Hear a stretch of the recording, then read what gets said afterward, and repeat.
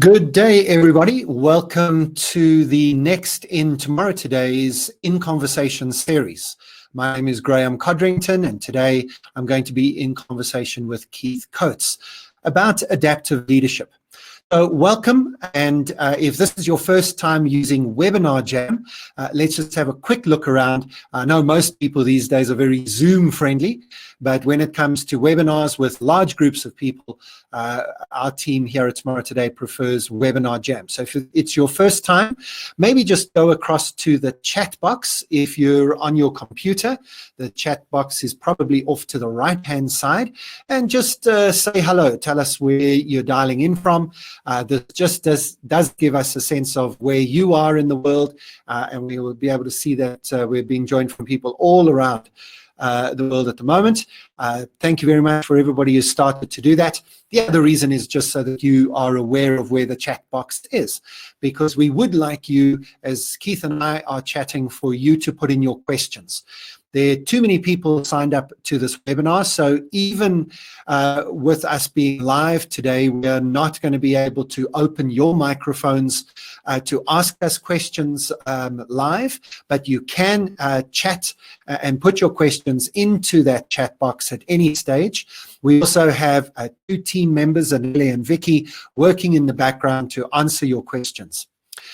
If you do find that you have connectivity issues, please just log out of the webinar and log back in using the same link that you had. That we normally find resets Webinar Jam. And if possible, use Webinar Jam in your Chrome browser.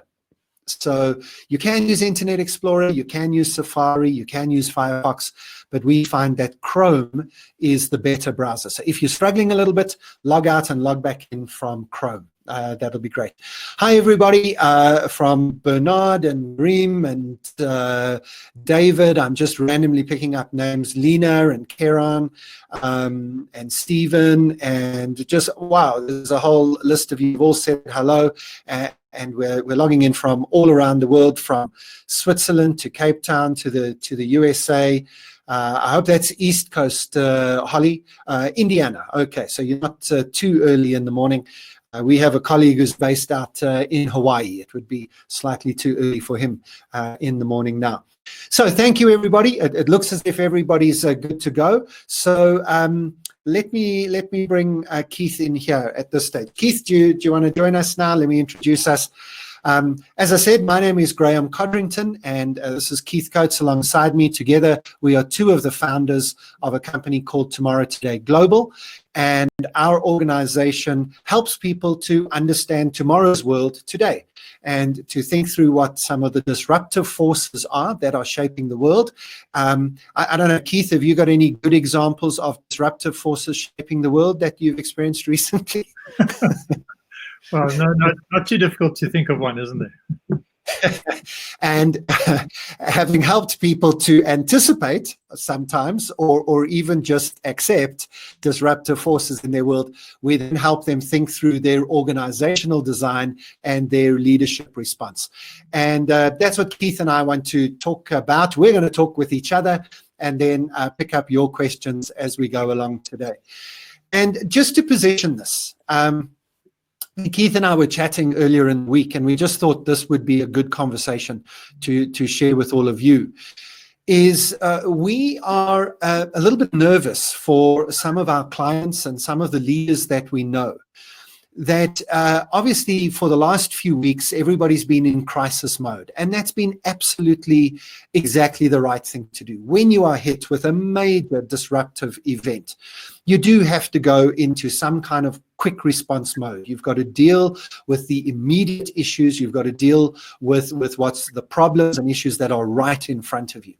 And some companies and organizations may still be in that crisis mode. And that's fair enough. We can't really help you. We're not crisis leadership experts. However, we are nervous that people will make one of two mistakes. The one is that they will get used to the crisis response and get used to feeling that this new crisis management mindset is the new reality, and they'll forget to come out of it a little bit later. even worse, we think, even more dangerous and damaging, would be that people try and simply go back to normal after all of this is over. And here's the issue. We've been talking for many, many years. This has been the basis of our work with our clients for nearly 15 years. We've been trying to get people to understand that you can't simply build leadership capabilities that help people to be, let's use all those buzzwords, agile, resilient, innovative, adaptable. You can't build that in the moment. That takes time. You've got to build that capacity over a period of time. You can't build it while you're in a crisis. You have to prepare in advance for a crisis. And that's what we keep trying to help our clients to do, to become adaptable so that you don't predict the future. You are ready for whatever happens in the future. And so we're looking now at our clients who are asking us to help them to become more adaptable, to help them to respond to this crisis. And we're trying to be kind, we're trying to be nice, but our answer is the best time to build an adaptable, resilient, agile team is 2 years ago. The best time to develop the leadership capabilities that you need now is 2 years ago. The second best time is today. Unfortunately, though, you've missed the best time.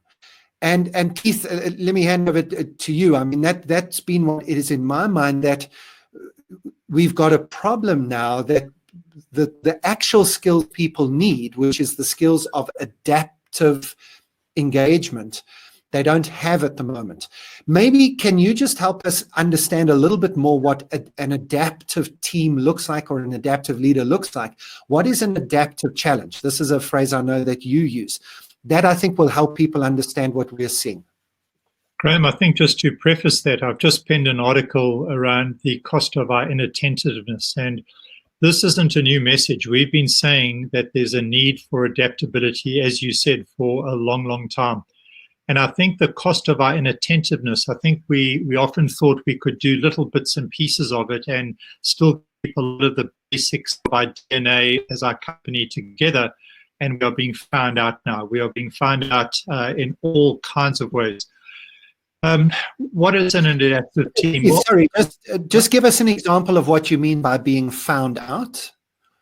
I think that we're discovering that decision-making is relatively easy in the organization when we can walk from one room to another, or just collate information or collaborate. And now that we are in a completely different environment, that getting the right people to make the decisions, get all the information, because we've traditionally pushed the decision-making to the top. So information has flowed to where authority sits. In an adaptive organization, it's exactly the opposite direction. Information, decision rights flow to where the information sits. So people who have access to the information have the ability to make whatever decision needs to be made, instead of pushing it up the pipeline. Because very often, by the time it gets pushed up, it gets diluted, it gets distilled, there's too much of a time lapse, and again, bad decisions are made out of time. So organizations that relied on information going to authority or flowing to authority are finding in our current environment that's very difficult. You know, how do we get all the information? And that would just be one obvious example. For me, I had a classic example of this just this past week. Was talking to a client who wants us to run a workshop on managing virtual teams. We've worked as a virtual team for 18 years, and it's one of the programs that we put out, and obviously quite in demand at the moment. And so I put forward a suggestion to them that we actually send out some videos in advance for people to watch. And then only later, once they've watched the videos, we have a live session. And one of the first video in our series is about changing your mindset, that the most important part of managing a virtual team has got nothing to do with the technology, the setup. It's got to do with you realizing you can't supervise your team anymore. You're not in the room, exactly what you're saying, Keith. You're not in the room anymore. You can't just walk down and see if everybody's at their desk and it looks at least as if they're working hard. And so I said to this manager, you've got to just send these videos out. And she said, well, I'm not sure my team will watch them. And I said, well, don't you trust your team to watch them? And she said, it's not that I don't trust them, but it is that I don't trust them. And I just thought, how am I even going to run a managing virtual teams session with a team whose boss doesn't realize how much she is incapable of managing a virtual team? I'm going to have to try and get her to see she is way more of a micromanager than she thought she was. So I think this is what you mean, Keith, right? That people have a sense in themselves that their management leadership style, their team structures were working, but they were only working because the system was contained. And now we're in an adaptive environment and they're being shown up. And Graeme, the opportunity that we've got, we talked earlier about a question that I think the sooner we position it now, the more valuable it will be. And the question is this: when we emerge from this lockdown, when we emerge from post-COVID-19, what will you regret not doing? What is the opportunity that you might have missed? And I remember Meg Wheatley always saying that thinking is the place where all intelligent action starts. And this is such a great opportunity for leaders who have been forced to step back, to think, to look at their organization, to start to, in the harsh light of what we're dealing with today, start to get a handle on what isn't working and what is working. Why have our people not been responsive, or why have they been responsive? And I think the build that we're going to have to do, building back better, is far more severe than we're anticipating. I think we're going to have to build entirely different organizations, and with that, different leadership mindsets. You and I have both done the silence class, and for me, that is such a good example of why we are saying what we're doing. Do you want to share some of your experiences with the silence class? Because I think in teaching about adaptive leadership, the experience of the silence class gave us an indication that we weren't ready for what really was going to come next. So, and in fact, this silence class is a wonderful illustration of what we're talking about. So I'm just thinking, Keith, maybe it will be useful. You and I are familiar with what we're trying to achieve in the silence class. It sounds like we've teed this up, so we're teasing people to stay with us. We'll come back to the silence class in a second, I promise. But Keith, just before we do, the silence class is an adaptive challenge. It helps people to understand what to do when you don't know what to do. Maybe won't you just set us up to explain what an adaptive challenge is, or what an adaptive situation is, maybe compared to a technical solution? Because that's where we find ourselves, right? We're in this adaptive environment.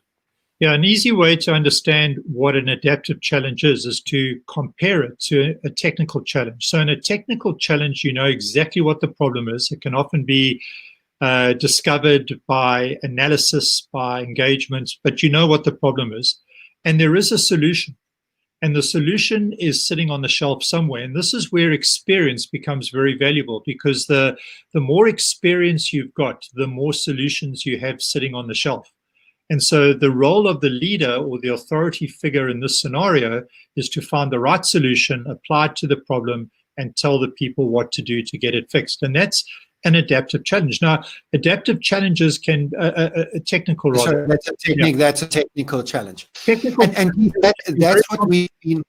Sorry, the technical challenge, that's the environment we have often worked in the last 10, 15 years, because it's been very difficult for us to convince our clients that we live in an adaptive world. Because a lot of the clients look around and they say, yeah, but I've been in this industry for 15 years. I've got so much experience. I know what products our customers want. I know what the supply chain looks like. I know what the industry benchmarks and standards are. And you coming in as this fancy consultant and telling us it's not as it appears.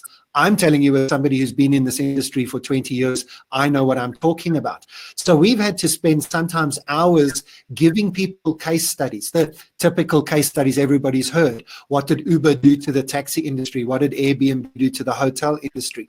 To prove to people that their environment is a lot more adaptive than they think.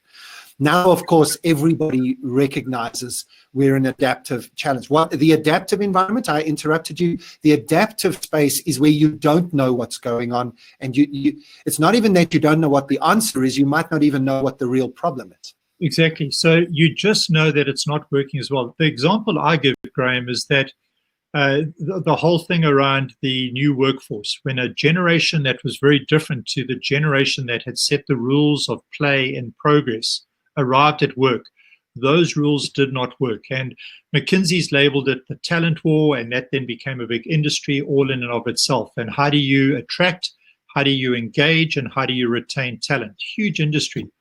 And I don't think the fundamental problem of what was going on was fully understood or diagnosed properly. And so what we tended to do is we took what we had previously called leadership development programs, we scrubbed out the word leadership and replaced it with talent. And we pretty much did the same thing with a couple of few twists and turns. And because we didn't understand the actual problem of a generation with a different mindset, with different values, with different behaviors, with different wanting to be measured in different ways, and et cetera, we just kind of applied an old type of thinking and an old solution to a new problem. And generally, in my experience, the return on investment and talent retention has not met the income or the investment thrown at it. So in an adaptive challenge, we don't really know what the problem is, but the first indication is what we were doing isn't working quite as well as it always has.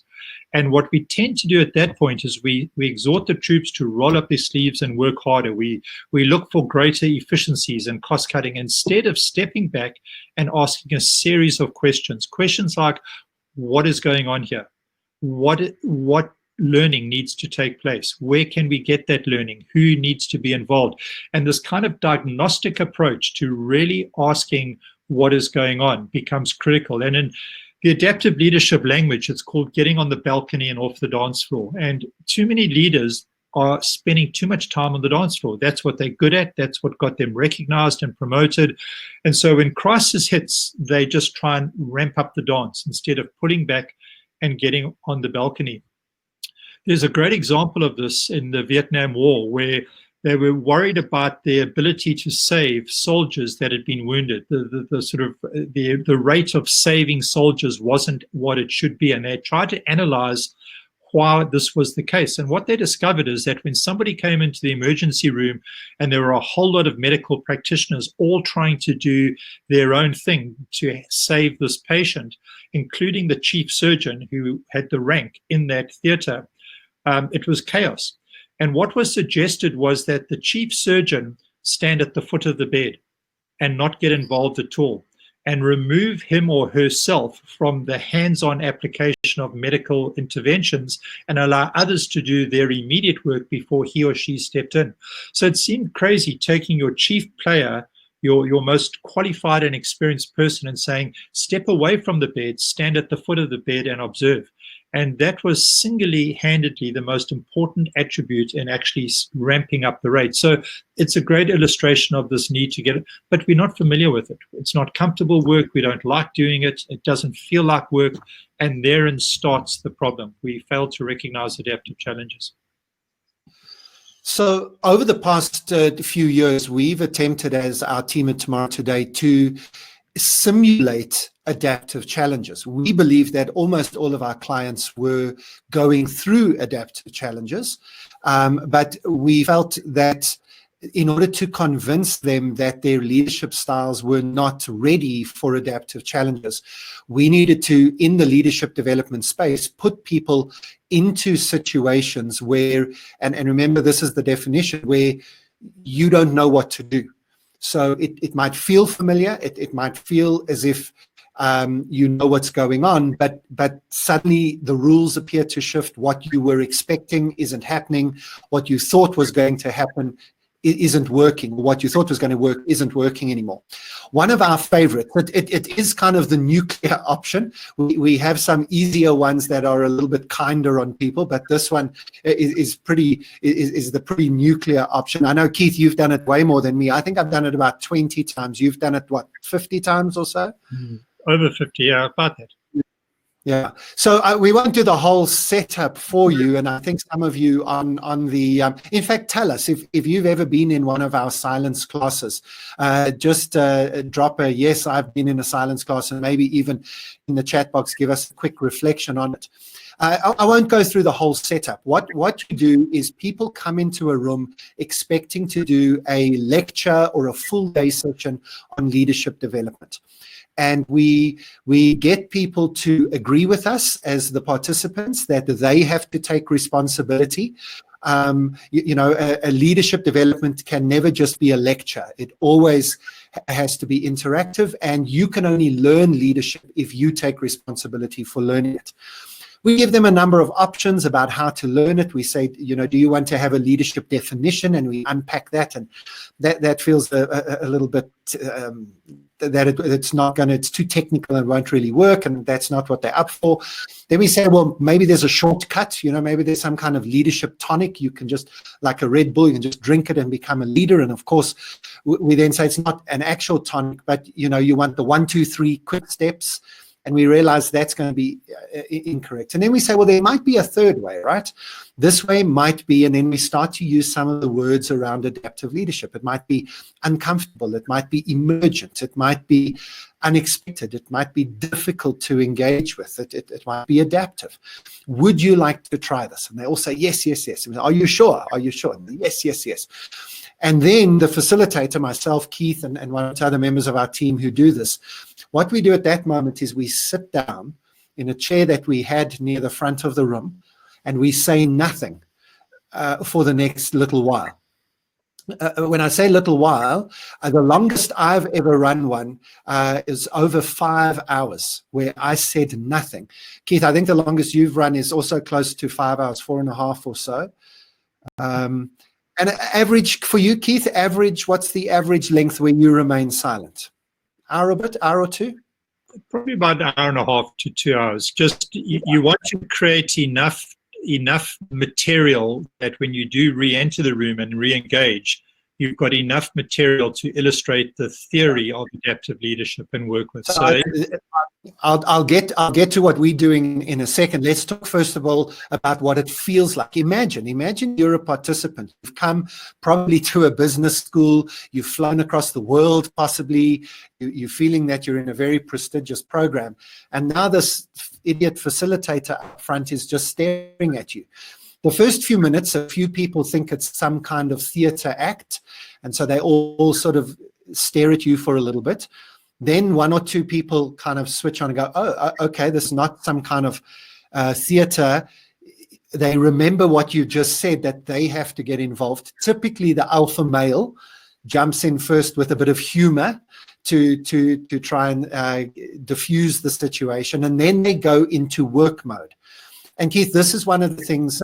Let me interject there, Graeme, because humor, you're right. Humor, in my experience, almost always is the first response. And I always say to leaders, pay very careful attention to the use of humor in your team, because we often use humor to step back from an edge. So the silence has created such an edginess.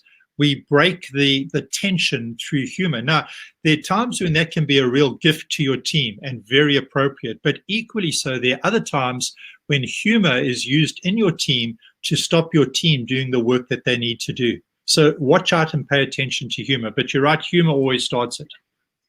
And Keith, this will lead straight into the second thing, which is a big issue that you have to diagnose in adaptive challenges, is they head straight into work.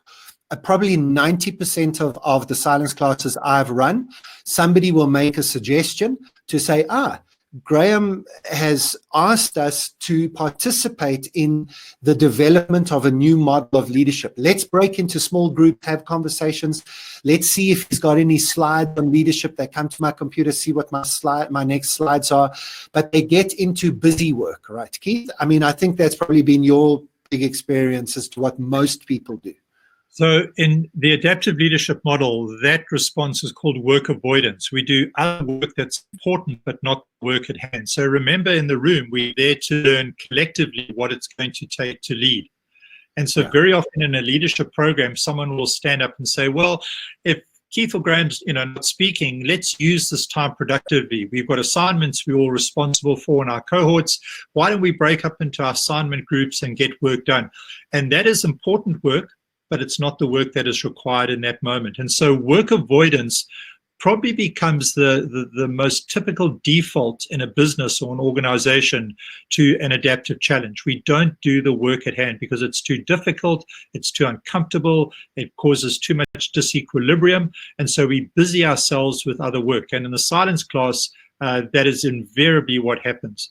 And also the pieces, Graham, I'm sure you've found that the majority of people, as you say, they want to be active. The silence just freaks people out, the inactivity. And so that's what we mean by the dance floor. It's easier to be on the dance floor and be doing work and be speaking. And there are always some in the group who go to the balcony, and their stance from the balcony is to be asking questions like, what is going on here? Why is Graeme keeping quiet? What is the purpose? And they are the people that normally immediately connect with how the class was set up and start connecting those dots and start becoming observers to this frenetic activity that's happening on the dance floor in the room. And therein sits a very powerful lesson when you step back in and you start to layer the theory and illustrate balcony dance floor. It's interesting that we've got organizations where most people are more comfortable, including leaders, of being on the dance floor, and this is a problem. And typically, those people don't contribute initially because they are in that mode of observing. They're trying to work out what the patterns are, and they don't get sucked into the busy work that's going on in the room. So again, these flow in all sorts of different ways. What then happens is they've done something and they finish whatever they've done. Let's say they decided to come up with a definition of leadership, and they break into small groups, they come up with the definition, half an hour passes, they come back, they present their definitions, then they look at Keith and myself for validation. And I don't know about you, Keith, this is the hardest part of the silence class for me, because we're sitting at the front. We're not a stone wall. We're trying to show people we're engaged, we're part of this process, we're just not saying anything, but we need to visually not give any clues. Nothing positive, nothing negative, no encouragement, no discouragement. We're just simply saying, keep going, keep going. And at this stage, they typically come, they present it. Often it feels like they're presenting it to you like a child at school who's showing you their project, and they're wanting your approval.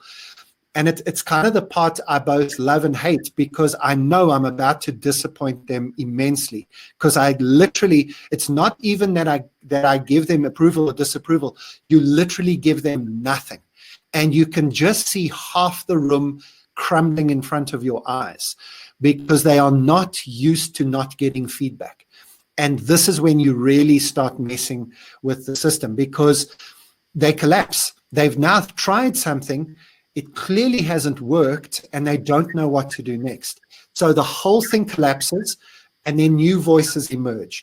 And what Keith and I are trying to do typically is we allow that process to happen 3 times. So you allow them to integrate, try something, disintegrate, and then integrate again, try something, disintegrate, integrate again, and try something. And at the point they get to that 3rd integration, this is almost when despair is setting in amongst some of the participants. At that point, you stop the silence class. And Keith, what do you do then? So what's the purpose of this adaptive simulation? So one of the things about adaptive leadership, Graeme, is it's about mobilizing people through their toughest challenge.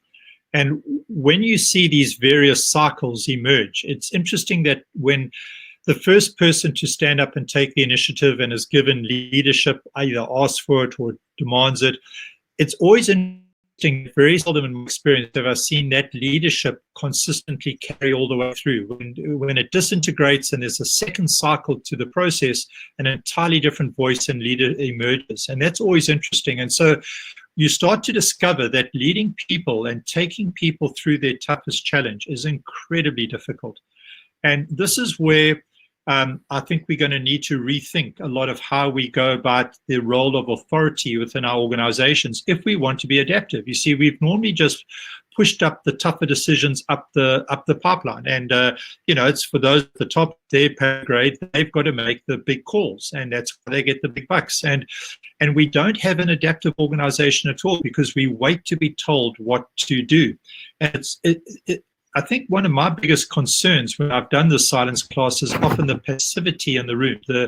When you, as the facilitator, who by default is the leader in the room, chooses, and I've heard words like abdicate or freeze or not do anything, the passivity, the inability of people to organize, to understand, to diagnose what's going on, and then to bring coherency illustrates how poorly our organizations are prepared for adaptive challenges. COVID-19 has been an adaptive challenge. And I think what we're starting to understand is how poorly we are positioned to actually deal with adaptive challenges, because maybe the main decision maker has been ill or has been taken out of play, as it were, in terms of making decisions, or information hasn't flowed, or people don't feel empowered, or they're waiting to be told what to do. All of this stuff. And I think we're going to have to rebuild organizations in a fundamentally different way in order to cope, as we said, with what is going to be the next big crisis. We've been found out, just like businesses have always gone through cycles, the Industrial Revolution, and then the dot-com. We've built organizations. So one of the key things about adaptive leadership is understanding, ironically, that your structure becomes your strategy. Now, you might need to think a bit about that. Your structure becomes your strategy. In other words, your strategy isn't some clever tactical awareness or game plan. Your structure becomes your strategy. And in the adaptive mindset, what that means is that you have the kind of organizational structure that can change shape, that can shift the shape continually. And this, again, is much easier said than done. Absolutely. So, I mean, we've used the silence class and maybe even talked about it more than we anticipated, because what we're trying to do with that silence class is simulate an adaptive challenge so that it takes it out of the theoretical. When we talk about adaptive leadership, we don't want people to just think about it theoretically. We want people to experience it. And people are often surprised at their own response. People who get angry, who didn't think of themselves as angry people, but they get angry in the silence class. But now, Keith, we're not in a simulation, right? We're in a COVID-19 disruptive moment, and people are experiencing adaptive challenges in their personal lives and in their businesses in real time. Ideally, you would have wanted to start developing adaptive leadership 2 years ago. And that's what the silence class, amongst other adaptive challenges, is for, to show people what it looks like for you and your team to be in a space where you don't know what to do and the rules have changed and your experience counts for nothing, and prepare yourself then for the real world when that's happening. Now people are in it real time. Keith, maybe can you just take us through 5 or 6 of the principles? We've mentioned some of them already, like the balcony and so on, but could you just take us through some of what an adaptive leader actually needs to learn and do in order to be an adaptive leader? Because this is our thought. We think leaders can learn in real time what adaptive leadership needs to be, and then continue to be adaptive leaders after the crisis is over. So you actually use this adaptive moment that we are in to fundamentally shift yourself and your organization. So what does an adaptive leader need to do and learn and be? So I say this cautiously because we've been disrupted so much, but in a normal setting, pre-COVID-19, a good adaptive leader realized that their role was to create disruption and not create stability and normality. And so, and that is so counterintuitive, isn't it? You know, you kind of assume very often as a leader, you're there to comfort, to protect. Those are the roles of authority: to provide direction, to control, to protect. And authority has a place, but an adaptive leader was somebody who was willing to disrupt, to challenge the assumptions and the orthodoxies. And I think in this situation that we're in at the moment, Keith, it's not about creating disruption, It's about not trying to get out of the disruption too quickly. So in this space, your second principle, I think, might be being careful of what I call busy work, being careful of the work that's not actually the real work. And I think that's what a lot of companies have done. Sure, if there's a crisis that you have to get through, of course, focus on the crisis and get through it. But the danger is that we move too quickly in this COVID time to saying, what's a new solution? Rather than saying, is this COVID time unearthing some deep structural issues in our economy, in our industry, structural issues in our team? And you don't just want to paper over those issues. You want to make sure you fully understand them, even live with them for a little while. And that would lead to the third thing, which I think is diagnosis. And I know that's something you are really passionate about helping leaders understand, because I think too many people skip the diagnosis phase, right? Yep. I have a little book where I collect great questions. I'm a collector of questions, and you see them on billboards, you get asked them, you read about them. And I think smart leaders today are leaders who ask really great questions. And you can ask a question when you know the answer. So when you ask a question to which you know the answer, it's a way of almost testing. The person who you ask the question to normally knows you know the answer, and they're scrambling to give you the right answer or the answer you expect. I'm not talking about that kind of question. I'm talking about questions where you don't know the answer, and you genuinely ask your people what they would do, how they would do it. And there's some great examples. Dave Novak, who's the CEO of Yum International, that's Kentucky, Pizza Hut, and Taco Bell. I have a friend who worked on his executive for many years. He wrote a great book called Taking People With You, and he was known to walk around his business, which is the largest in their industry. And whether he was with somebody behind the counter, somebody in the kitchen, or the manager, he would ask questions like, if you had my job, how would you do it? What do you think I don't know about this business? And he became really well known for asking and engaging in these kind of questions. And again, it sounds so easy and it's not a new message, but I'm often appalled when I sit in an executive meeting at how few questions get asked, not only by the leader, but by everybody. And if the CEO, if he or she is not asking questions, by default, they don't give permission to others to ask questions. I once had a CEO say to me, but Keith, if I ask too many questions, it will appear that I don't know what I'm doing. and that's the kind of mindset behind it. I'm the expert, I'm the person with all the experience. I can't appear vulnerable. And Graeme, these are the kind of mindsets we've got to smash. And the mindset that produces that is the mindset that builds the kind of Lego, the organization. And we've got to fundamentally unbundle all this.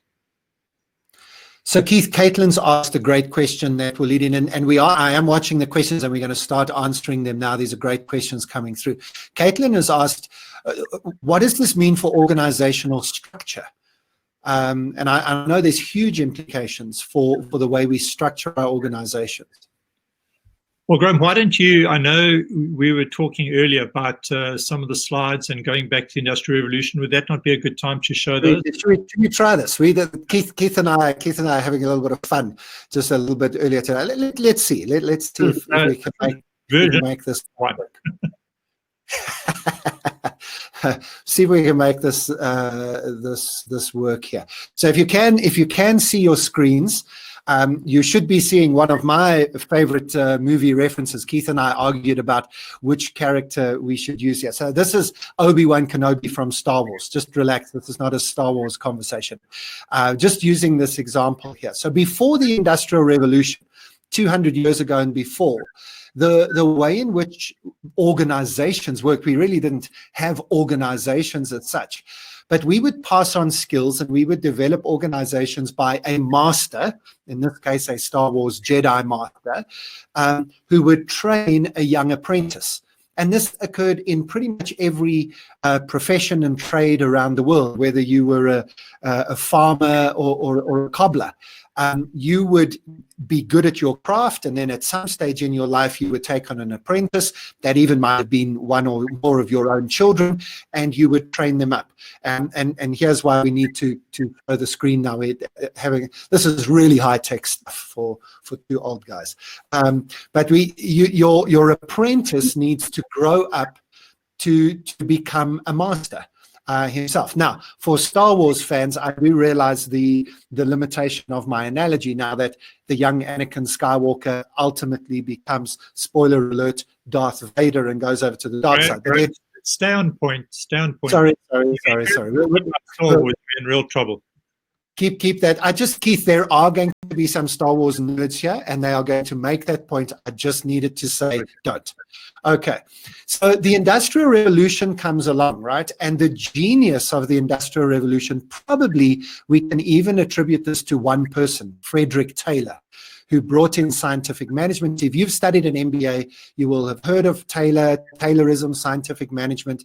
It was the basis on which Ford Motor Company and Westinghouse and, those early case studies that we always talk about in terms of organizations, it was built in that. This was the genius. Here you see it on the slide, is that now one master, let's call him a manager now, could have multiple apprentices, let's call them staff or workers, and we built structures and infrastructure, and we even built physical spaces that would make sure that the master was able to extend his reach, or her reach, it was mainly his reach at that stage, over a variety of apprentices. What happened is one of those apprentices would grow up into the supervisor and manager role. Because there wasn't enough space for everybody to grow up, some of them would leave the organization and become masters in their own other organizations. And that was the model. We know this model. This is the model that still exists. Now, for the last few years, we've been trying to think of new models. Probably the most famous comes out of initially Zappos, which was bought by Amazon, and then Amazon took over Holacracy. That was the idea of flattening hierarchies, moving away from those sort of more pyramid type views into circles.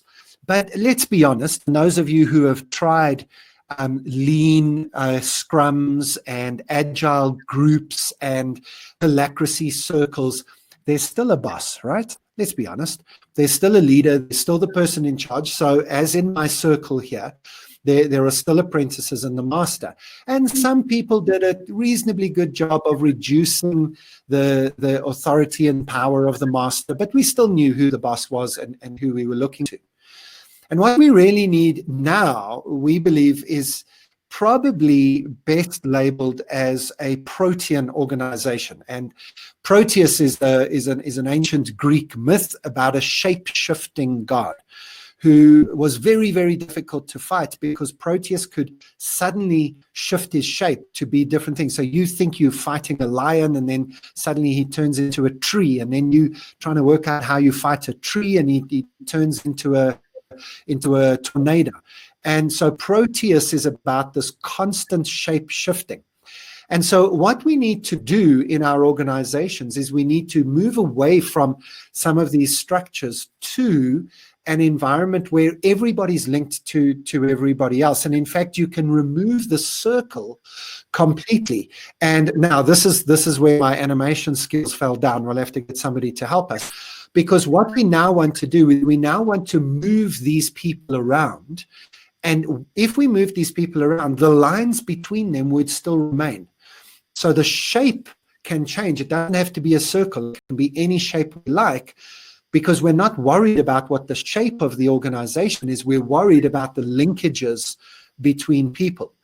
Now, Keith, if you want to translate that from Star Wars talk into business language, this is stuff like self-organizing teams, right?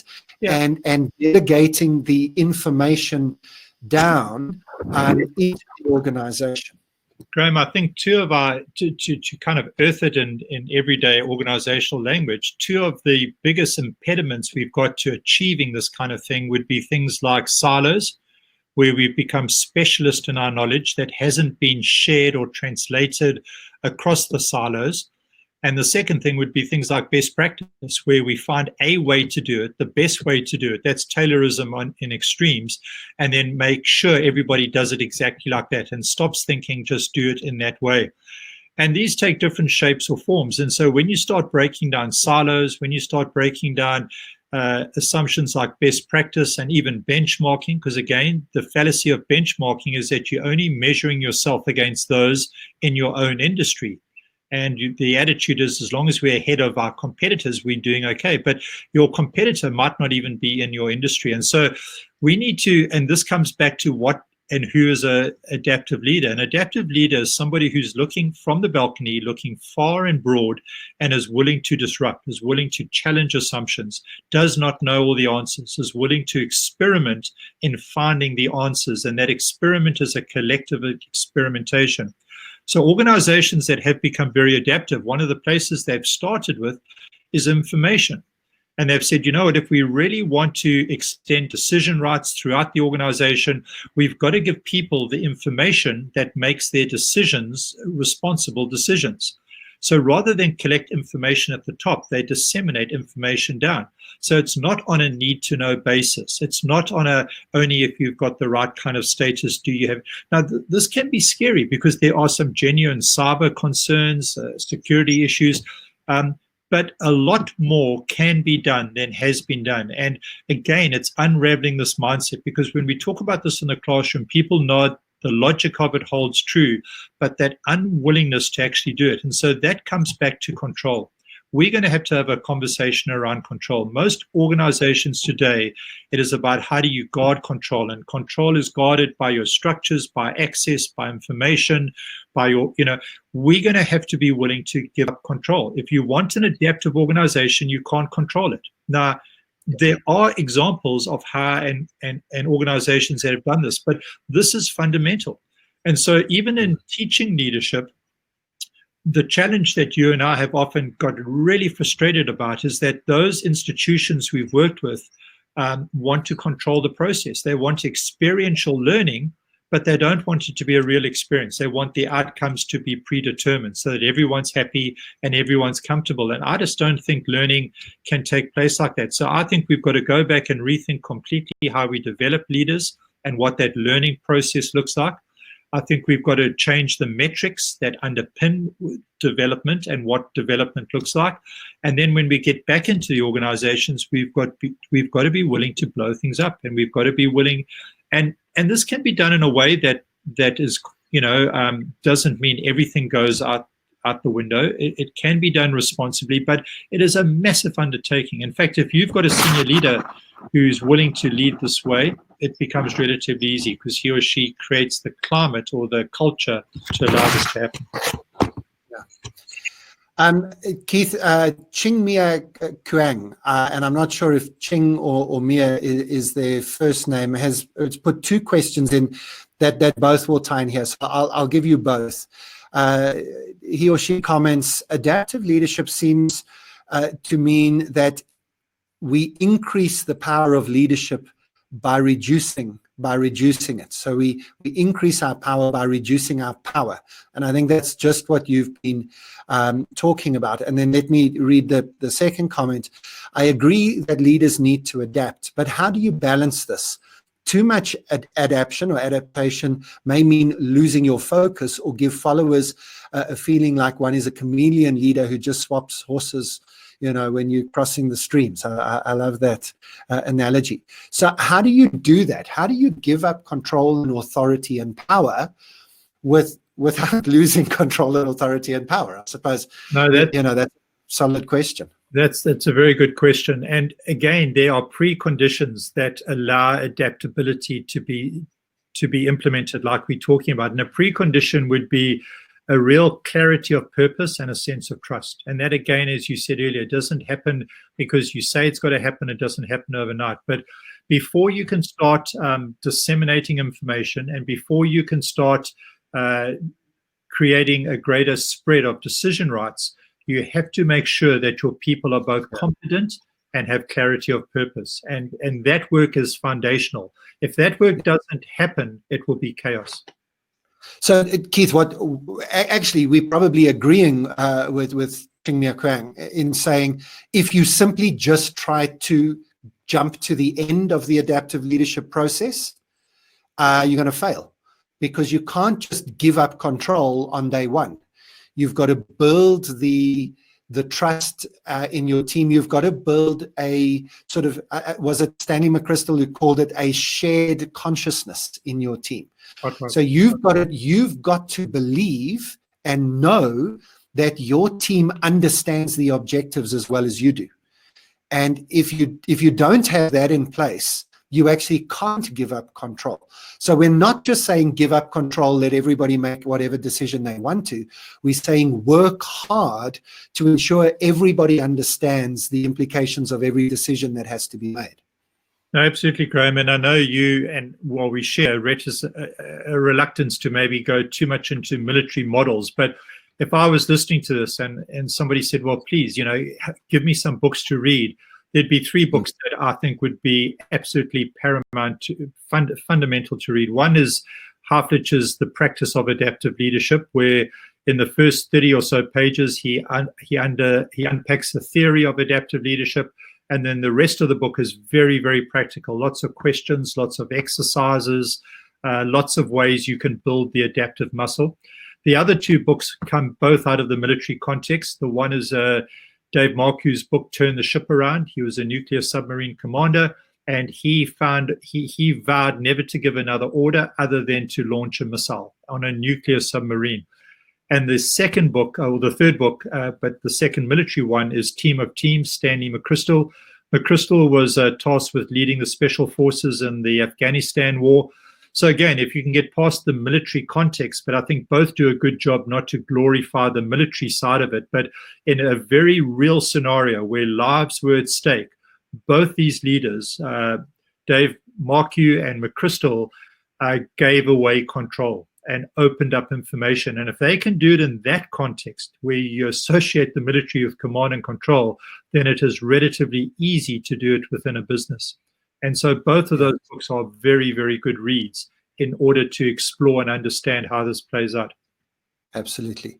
So Keith, Claire, who is at the moment my favorite participant on this webinar, because she said that it was really good that I made a Star Wars effort. So at least somebody appreciated that. So thanks, Claire. But she also reminds us that maybe in my exuberance over my Star Wars example, that we didn't quite finish our list of what are all of the characteristics of an adaptive organization and adaptive leader. Claire, part of that is because there isn't a list. There isn't a list of 8 things that comes up in a nice little neat acronym. Part of it is a mindset you get into. So we've mentioned a few things. We've mentioned diagnosis. We've mentioned getting onto the balcony and off of the dance floor.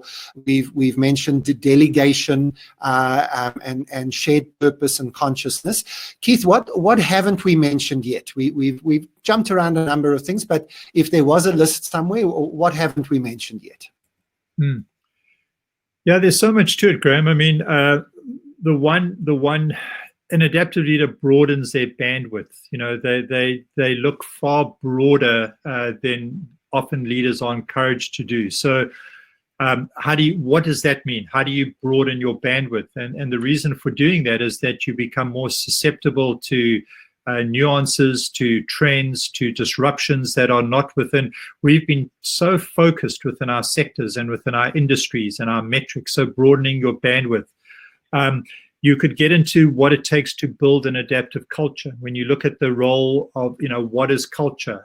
Whenever you get a group of people working together, you have an organizational culture, and culture is impacted by a whole range of business practices. And so there's endless work for the leader to do in that area. I think adaptive leaders understand their need to act politically as well.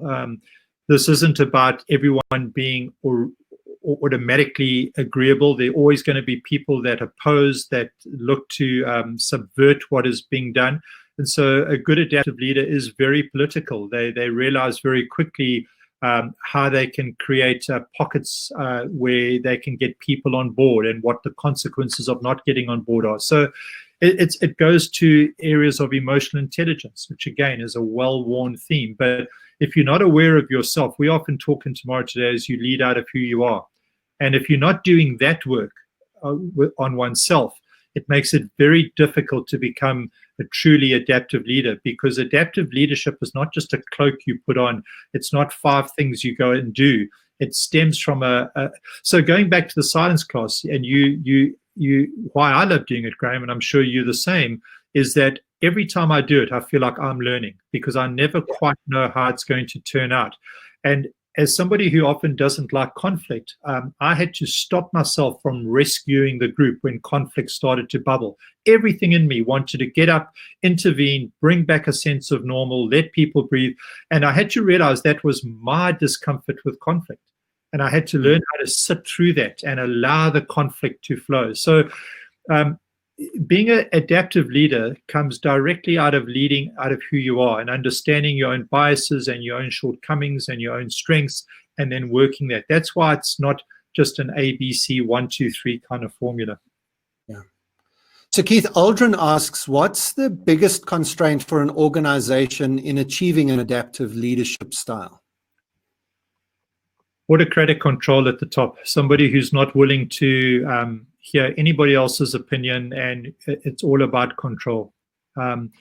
With that then comes often linked to outcomes. An organization that says we've got to get to this target regardless of whatever, because that then focuses the mind, it concentrates, there's no room for questions, there's no room for experience. I was working in a leadership program some time ago, the global retailer, and they said we want to develop the kind of leaders that are emotionally intelligent, who can hold paradox very well, who can live with ambiguity and all that. But it was a retail organization where there was a very clear bottom line. It was the culture was built around efficiencies. And so the executive who signed off on this program, as people from the program started to go back into the organization with this kind of mindset and skill set, they were taken to the cleaners, because they were working for line managers who didn't understand the language. Their questioning was seen as indecisiveness. Their willingness to engage ambiguity was seen as a weakness, not a strength. Their ability, their questioning and inviting others to. So it was just a disaster. And basically, long story short, we had to go back to the executive in this case and say, do you really want this? Because if you really want it, you are going to need to change your organizational culture, and the culture starts with you. So we've got to be careful what we wish for. And if we really want an adaptive organization, and an organization that could fly during what we've experienced through COVID-19, well, be careful what you wish for. If you want that kind of organization, it's going to mean an unbundling and undoing and unraveling of so much of what we've taken as the norm and of good business practice. Good business management, Dan Pink makes this point. Management isn't it's a television, not a tree. It's not natural. Televisions need to be replaced. They break, they get outdated. Management tools are inventions. They get outdated. They have a sell-by date. And I think what COVID-19 has done, it's made us realize that a lot of how we've built the organizations that we have, the practices underpinning that have now reached a sell-by date. I think Gary Hamel is also very worth reading on this point. I think his book, What Matters Now, which is kind of probably 10 years old, but again, some of these people who have been some of our teachers and people we've looked at, they've been saying this stuff for a while. And I think this is the point, Keith, is we think there's a wonderful opportunity right now in the middle of this COVID crisis for you to not just think about how do I deal with the crisis. There've been a few questions, we're not going to get to all the questions now, but there've been a few questions where people are asking, how do I deal with my team now? My team is in crisis now. And yes, although those are important questions and you do have to get through now, what we are passionate about is about helping you use this crisis as a way of setting up leadership, which, remember, the rest of the 2020s is not going to be plain sailing.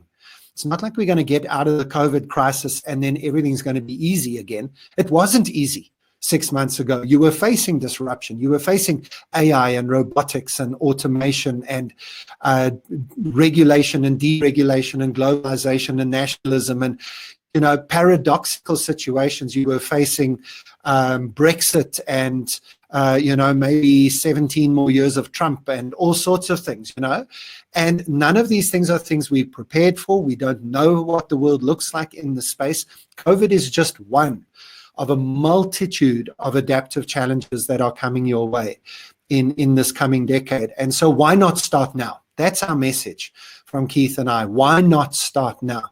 But Keith, Nick asks, do most organizations turn and run when they hear us talking like this? I mean, some leaders are up for it in concept, but when you try and do it to them in reality, it's difficult, isn't it? It's very difficult. And, one of my frustrations is knowing how needed this has been, and the inattentiveness to it, or the lip service, or the polite engagement, and nothing really changes. So yes, it's a big ask, but I do think, Nick, that when we get back post-COVID-19, there's going to be a real attentiveness. We understand what hasn't worked. We've been caught swimming when the tide, naked when the tide's gone out. And I think there's going to be a readiness to say, all right, how do we build back better? And I'm excited about that. But up to the point, it's been, and again, we come back to the leadership industry. Graeme and I are involved in the leadership industry, and we've been saying for a long time it's a broken model. And the leadership industry has been telling you as clients, you need to change your business model, but have been ignoring that very message themselves.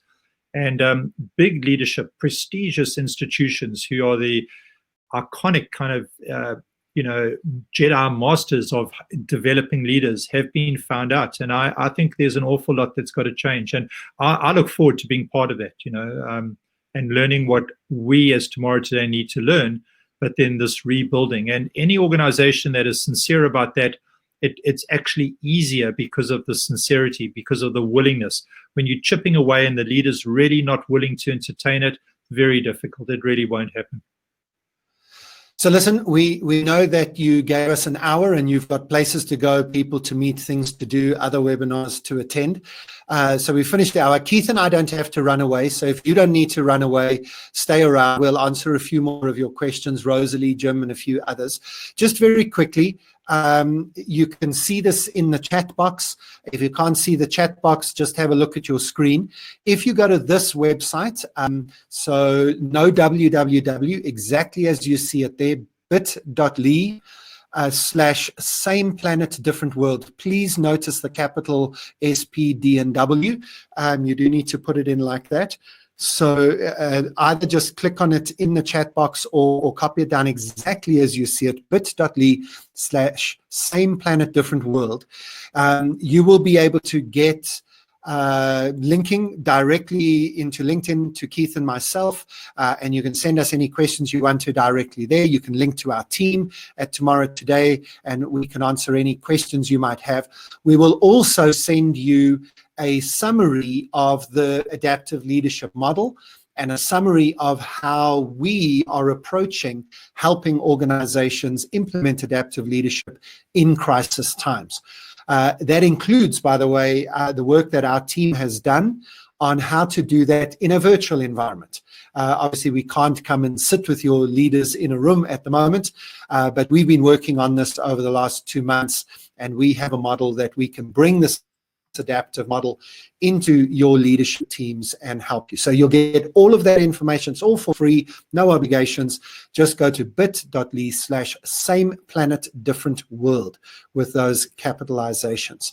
So if you do have to rush away, thank you very much for spending the hour with us. But Keith, there are some questions there. Let me pick up Rosalie's one. She said, I know that today's been mostly aimed at business, but how would you bring adaptive leadership into government, into public sector? Gee, that's a great question. I wouldn't pretend to be an expert. I've played very little. I've done some work with governments and the public sector, but not a great deal. I think the politics are very different, so that would need to be recognized. But I do think it's as critical. And so, very often you despair when you see the policymakers' mindset towards something and how out of step they can be. I think of the education system in South Africa. Many of you are from South Africa, not everyone, but very often the policymakers around education have been very out of step with what needs to happen and be done in order to deliver an effective educational system. It could be applied to health, the healthcare maybe. So I think that, again, COVID-19 is going to reveal policymakers and decision makers in government and things like education and health and other sectors of public service for what they are, as archaic, bureaucratic, out of date, not agile enough, not asking the right questions, not using their resources wisely. The reasons for that, I'm not an expert. Graeme, I don't know if you've got any thoughts on that. No, look, I mean, we do have one or two people in our team who do know politics. We have one or two people in our team previously who've gone into politics. So, we do know that our models and our systems do apply, but I don't think Keith and I have got between us enough experience to comment. What I have done, Rosalie, is I've put a link to a video that I released a few days ago into the chat. So it's on YouTube, or you can just go to my YouTube channel and search back for adaptive leadership a few days ago. And in there, I talked about the fact that we are experiencing in real time in our countries, we are experiencing what it feels like to work in an adaptive team. So the government will come on, whichever country you're in, the government will come on Tuesday and will say, right, these are our plans, and we're going to start rolling out the plans for easing the lockdown or, doing something. Then 3 days later, the government stands up and says, no, we're doing something different now. And everybody's, just losing it and saying, well, what's up with this government? Why can't they make up their minds? And obviously there's a stress reaction that's coming out and people are letting their frustrations out. But on the other hand, isn't that actually a sign of good governance? That the government said, we have a plan, and the plan is the best plan we have given what we know now. But if we learn something new, if we discover new information, if our diagnosis process, let's use adaptive language, if our diagnosis process, if our standing on the balcony moments produce new insights, we're going to change our minds. And you have to get used to that. You have to get used to the fact that the systems and structures will change regularly, that the policies and procedures are adaptable. And I think that government is actually leading the way at the moment in showing us that that is, in fact, the best way to respond to an adaptive challenge. And I think we're seeing that the competent cabinet ministers in every country are the ones who have deep expertise in their ability, have built a competent team around them that they trust, are willing to listen to expert people from the outside, are willing to listen to multiple sources, not just people inside their specific domain, and are willing to be transparent in their communications, explain why the decision was made, and then explain why the decision was changed. And I think when you do all of those things, you reduce the frustration in people who are following you, and you gain confidence of people that your next policy decision and your next pronouncement is going to be an equally good one. So I don't think that government needs to think we can't do this because government is too structured and process driven and so on. I think government could change and be adaptable and flexible as well.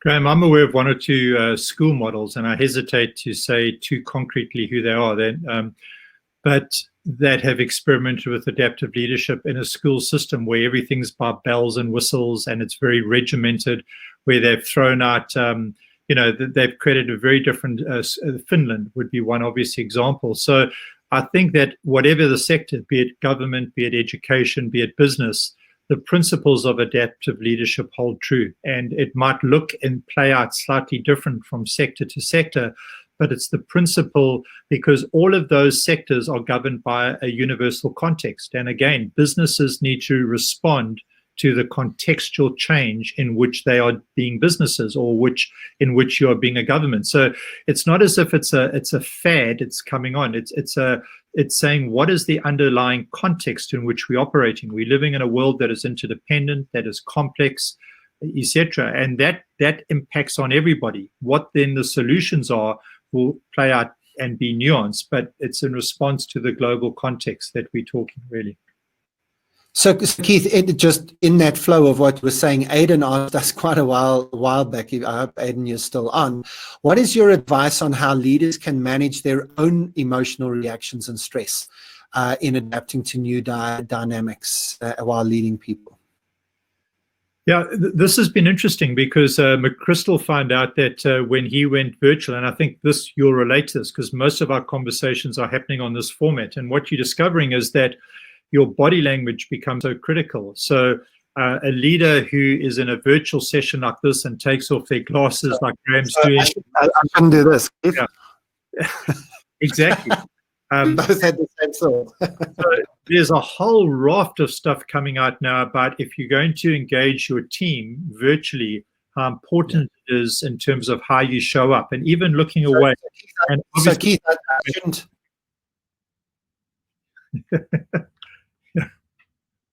So, talking off camera and that. Now, you can imagine if somebody who's fairly junior in your organization is giving a report and sharing is a bit nervous about it, and you as the CEO are obviously distracted or not what McChrystal calls having rapt attention. And this is what makes this format so exhausting. So, there are a whole ton of things that leaders need to be aware of in terms of emotional intelligence, how they show up, their body language, their reactions. And very often we're not aware of what we don't know. And so if somebody says, but you keep cutting me off, you might say, no, I don't. And it needs to be pointed out, which brings into play the role of feedback. We talk about feedback all the time, and feedback's good for everybody else except me. And it's good if it's good. If it's bad, I don't want to hear it. And how many senior leaders do you know that don't really get feedback? Everybody knows their shortcomings, knows their habits that get in the way of good communication or honest or authentic communication, but no one can ever share that with the leader because they're not allowing themselves. So it's not stuff we don't know. You build emotional intelligence by creating strong feedback loops and having people around you who you might not always agree with, but you trust. And when they say, look, you did this, you need to listen. And you build in the mechanisms that say, look, I might disagree with you, live with me for that, but I will give it serious attention. So you create feedback loops around you, how you show up, your own behavior, your own words, your own mindset, and then that's the most profound way, because you're getting constant feedback. We're often not who we think we are. Yeah. So, Keith, I'm going to give you 30 seconds to think about the question while I just say something else, and then we're going to use this to close. Jim asked a question. What advice do you have for how to start the journey towards an adaptive culture while you're still obviously in a time of crisis, building confidence and competence and trust and so on? So for people who've listened to us today and said, okay, I buy this, what would be the starting points? Now, I'm giving you a few seconds to think about that. It'll be the final word from us by saying this. I'm going to do this live and publicly. Zanele, I'm messed with you in a public meeting. Zanele and Vicky have been our team in the background today. Thanks so much for doing that, Zanele and Vicky. So we just say thank you to the team for being in the chat room and backing Keith and I up. But Zanele, me to you, I did switch my mic off and speak to somebody else while you were speaking in a team meeting earlier in the week. And I've looked back at the visuals of that, and that wasn't a cool thing to do. And I think that's kind of where leaders need to find themselves. This whole virtual space is a new space for all of us. And we're learning as we go along. So maybe grace and patience is something we should extend to each other. But Keith, now to you, final word from us today. Where would you start if you really do want to start becoming an adaptive leader and organization?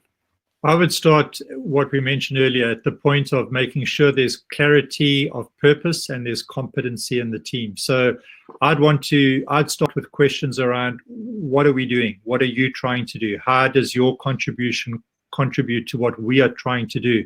And I would test that. I would go around asking questions that give me an understanding that people understand what our joint purpose is, that link to that they are competent in doing their jobs and are capable of delivering. And when that foundation is set, I would then start to build the blocks of adaptive leadership. I'd start to disseminate information. I'd start to give away control. I'd start to challenge assumptions. But I would start with clarity of purpose. Do our people really understand what they are doing and how what they are doing contributes to us achieving our organizational goals? And are they competent? Because until those are in place, you can't put any of the blocks in place. Absolutely. So thank you, everybody, for joining us. Thank you for those who have stayed with us for the extended Q&A at the end. Don't forget that you can go to that website, bit.ly/same planet, different world, to get connected with us and to get some additional resources that we'll send to you.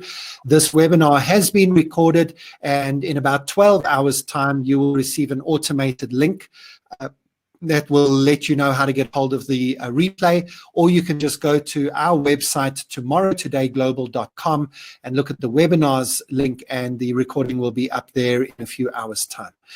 Keith, thank you. As always, great conversation. And if we can help any of you to become adaptive leaders in organizations, we'd love to do that. Thanks. Bye-bye, everyone.